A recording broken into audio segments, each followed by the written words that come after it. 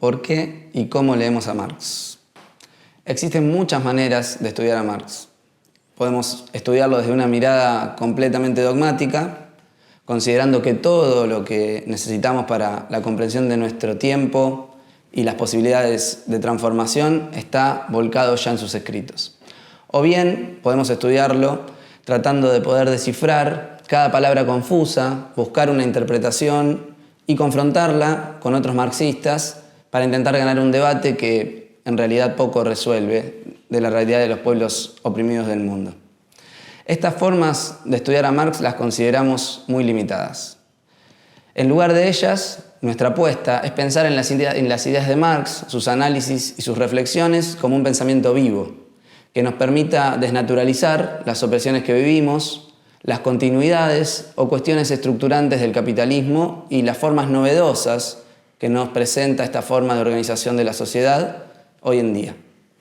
Por ello, estudiar a Marx es una gran ayuda para poder entender dónde estamos parados, cómo dar la lucha por una sociedad sin explotadores ni explotados. Pero esa lucha es parte de nuestra praxis. No podemos esperar respuestas en un libro ni en miles de ellos, sino en la confianza en la organización política de las clases trabajadoras y de los pueblos del mundo.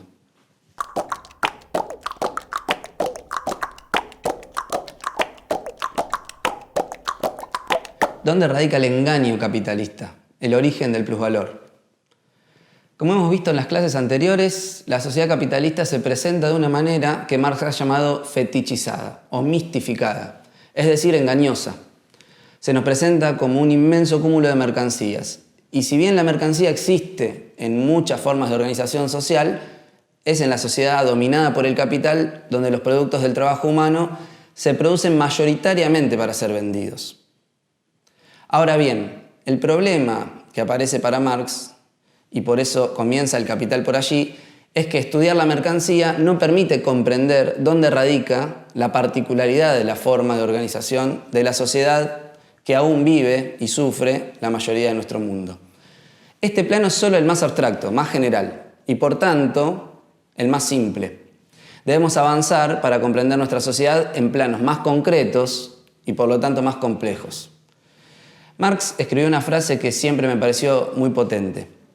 Él dice, toda ciencia sería superflua si la forma de manifestarse y la esencia de las cosas coincidiera inmediatamente. Esta cuestión es muy importante. Si todo se explicara a través de los procesos que aparecen a simple vista, no es necesaria la investigación científica ni el análisis de nuestra sociedad. ¿Qué podemos sacar de esta cita? Que si la forma mercancía, que es como se nos presentan las relaciones en nuestra sociedad, es suficiente para explicar estas relaciones, todo el resto de la indagación acerca de qué está detrás de las relaciones sociales perdería sentido. Tiene sentido indagar en esto porque no se puede explicar por sí misma la imposición de la forma mercancía. Por eso Marx avanza en develar lo que él llama el misterio de la virtud del capital. En nuestros términos, en explicar de dónde viene el engaño. El punto de partida para esto es comprender lo que Marx desarrolla en los capítulos 7 al 10 del Capital. Tal como vimos, las mercancías son un producto del trabajo humano. Sin embargo, hay productos del trabajo humano que no son necesariamente mercancías, porque son consumidos por los productores directos. Trabajadores, trabajadoras, artesanos y artesanas, etc. Como vimos, la mercancía tiene el doble carácter de valor de uso y valor de cambio. Entonces, también encontramos que lo que está detrás de estos valores es una dualidad del trabajo. El trabajo concreto y el trabajo que Marx llama abstractamente humano, que se convertirá en trabajo socialmente necesario. El primero es el trabajo que produce un uso concreto. Por ejemplo, una trabajadora textil produce en un tiempo determinado y dada una cierta tecnología una cantidad de prendas de vestir, es decir, valores de uso. El trabajo abstracto es la forma que privilegia el capital, porque no importa qué tipo de bien se produce, sino que sea capaz de ser vendido en el mercado e intercambiado por dinero. Ahora bien, la pregunta de Marx es entonces, ¿dónde radica la capacidad de un capitalista de apropiarse de un ingreso si las mercancías se intercambian por su valor, es decir, por lo que costó efectivamente producirlas en determinadas condiciones técnicas y sociales? Pues bien, ahí está el engaño. Los trabajadores y las trabajadoras producen durante una jornada laboral completa 3 componentes del valor. El capital constante, lo que se necesita para reponer el desgaste de la maquinaria; el capital variable, lo que necesita el trabajador y su familia para sobrevivir y que aparece por lo general como salario; y el plusvalor, lo que se queda al capitalista y que expresa el punto de partida de la explotación en nuestra sociedad. Entonces, el producto de un capitalista individual y el de todo un país está formado, a grandes rasgos, por estos 3 componentes: capital constante, capital variable y plusvalor. Y estos componentes responden al trabajo abstracto bajo la forma de trabajo necesario y plus trabajo. Aquí tenemos la base del engaño. El capitalista es capaz de disponer de una parte del producto que los trabajadores y las trabajadoras generaron con su desgaste mental y físico y no pagar por él. A este proceso de obtención de un valor extra, es decir, más allá de lo que apropia el trabajador y lo que se necesita para reponer la maquinaria, es lo que Marx llama valorización. El capital es un valor que se valoriza, valor que se convierte en más valor. Como Marx señala, entonces, el misterio de la virtud del capital para valorizarse a sí mismo es la capacidad de disponer de tiempo de trabajo no pagado. Es decir, si el capitalismo fuera una organización social justa, no habría excedente, el plusvalor sería 0, porque el producto social se apropia de manera privada, entonces es la única forma en la que habría justicia. Entonces, retomando, en una jornada laboral la clase trabajadora produce su sustento, trabajo necesario, y una parte extra que no la paga el capitalista, el plus trabajo. Esto se funda básicamente en la división social del trabajo, es decir, en una estructura de clases que permite a unos pocos ser propietarios de los medios de producción y a las grandes mayorías no tener más que su capacidad de trabajar.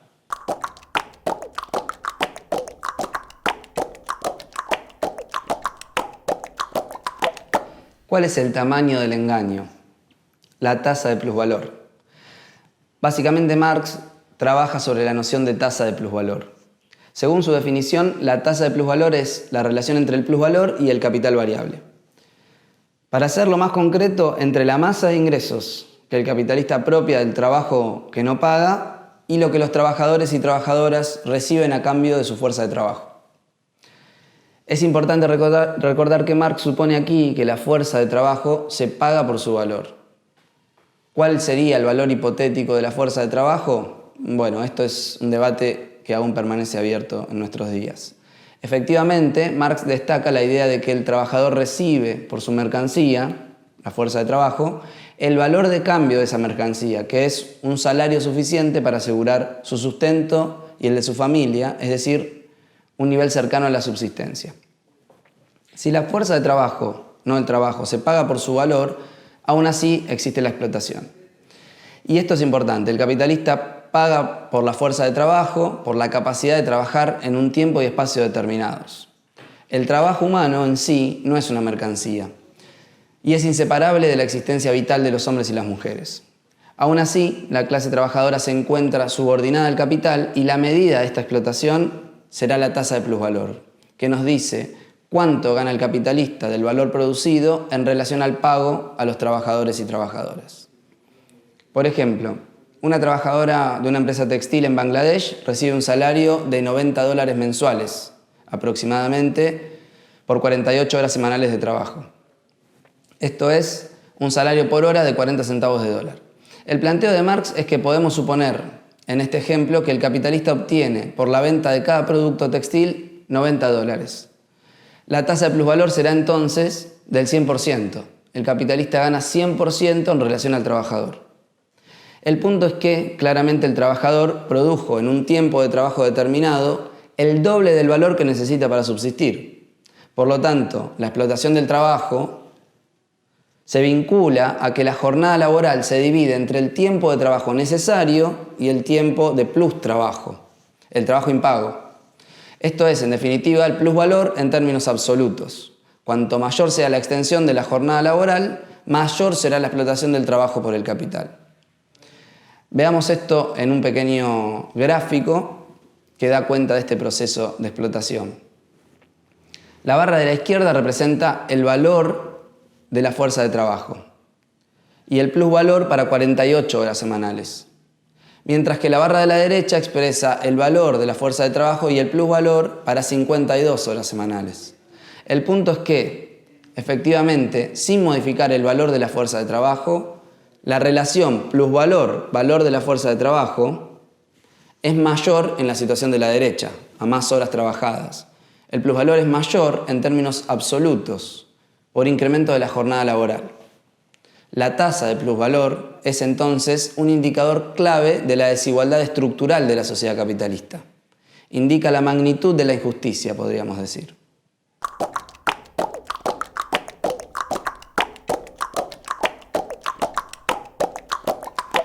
Hasta aquí entonces hemos visto que el plusvalor es creado por una parte de la jornada laboral que no se paga al trabajador o a la trabajadora. Marx hace un análisis muy interesante sobre cómo se expresa en concreto el tiempo de trabajo no retribuido en distintos tipos de sociedad. Y la particularidad de las sociedades dominadas por el capital es que la extensión al máximo físico, digamos 24 horas, de la jornada laboral es un impulso vital del capital. El capital quisiera que las jornadas laborales fueran infinitas. Marx señala que en la sociedad capitalista, a diferencia de otras formas de organización de la producción, es producir plusvalor en sí la cuestión, es un fin en sí mismo. Y luego reafirma esta idea. La producción capitalista, que es en esencia producción de plusvalor, absorción de plustrabajo, produce, por tanto, con la prolongación de la jornada laboral, no solo la atrofia de la fuerza de trabajo humana, a la que despoja de sus condiciones normales de desarrollo y actividad, produce también el agotamiento y muerte prematuros de la fuerza de trabajo misma. Aquí tenemos un punto clave. La disputa por la extensión de la jornada laboral es un aspecto crucial de la lucha de clases. Mientras el capitalista pretende la extensión sin fin de la jornada laboral, la clase trabajadora necesita, como impulso vital, oponerse a esta explotación exacerbada. La dialéctica de la lucha de clases es muy importante en este punto porque no hay límite a la jornada laboral determinado por una cuestión técnica. El límite es político.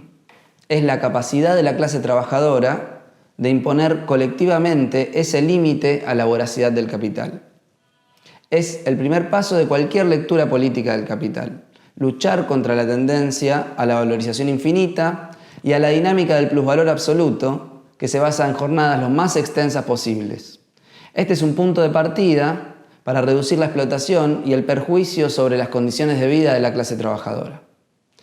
Luego de la Segunda Guerra Mundial, muchos intelectuales y movimientos populares consideraron que este proceso de producción de valorización de capital basado en el plusvalor absoluto, es decir, a través de la extensión de la jornada laboral, la reducción de tiempos muertos, las rotaciones de empleados más aceleradas, entre otras cuestiones, era cosa del pasado, que el capitalismo había madurado hacia nuevas formas en las cuales la explotación era más laxa. El surgimiento del neoliberalismo despejó este optimismo por completo, poniendo nuevamente sobre el tapete la necesidad de la lucha por las condiciones que considerábamos ganadas para siempre. Otro punto importante es que si bien Marx presupone que la fuerza de trabajo se paga por su valor, evidentemente las canastas de consumo de los trabajadores y las trabajadoras a lo largo y ancho del mundo son muy desiguales. Por lo tanto, es hoy un punto a problematizar. Si efectivamente lo que reciben como pago por su fuerza de trabajo las clases trabajadoras es lo suficiente para comprar los bienes y servicios necesarios para la vida. Es algo en lo que debemos profundizar, pero aquí les dejo la idea de que efectivamente la lucha por cuánto ingreso debemos recibir por nuestro trabajo, aun cuando el engaño burgués persista, debe ser parte de una agenda anticapitalista, sin lugar a dudas, porque tensiona las condiciones de explotación. Dejaremos por aquí. Ya veremos que a partir de estos conceptos que trabajamos podemos profundizar muchas aristas de lo que implica la explotación del trabajo y sus formas en el capitalismo contemporáneo.